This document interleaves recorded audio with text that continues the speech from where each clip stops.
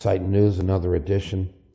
And here we are with our Insight News commentator. The question on the table is Ebola and the U.S. economy.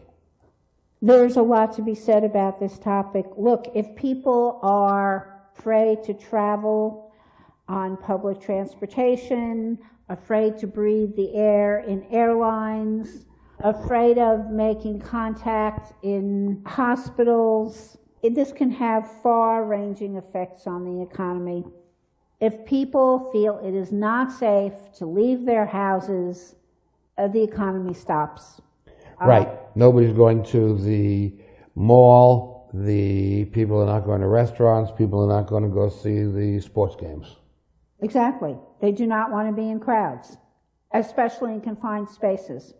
Right. And if something happens like there's an outbreak on a subway, the 7-8 million people using the subways in New York every day, if something happens in an office, what happens? The whole office goes home, the company almost gets closed down. Exactly. So where will this go? How bad will it get?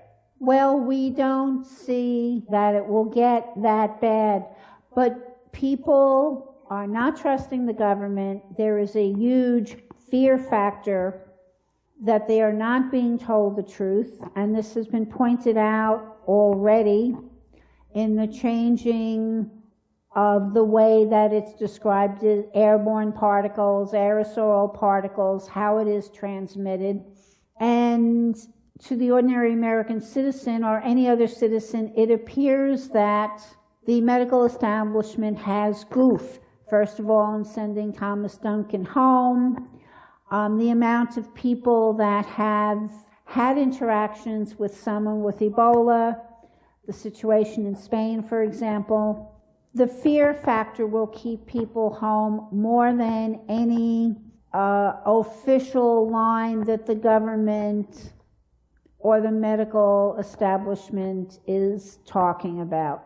If people do not celebrate Christmas, go and buy things in the stores, you will see an increase in deliveries. People might not want to fly home for Thanksgiving, the most traveled holiday of the year. That's where it's going to start to show up, Thanksgiving. So you think it's going to start this Thanksgiving and this Christmas that we're going to see the negative effects of the economy?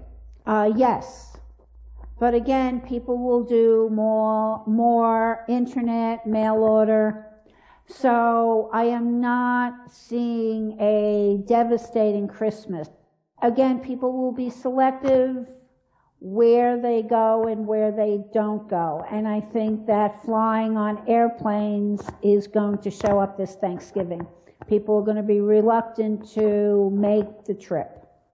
They will not be reluctant to travel by car or train necessarily, because those are not confined spaces with other people as planes are. Okay.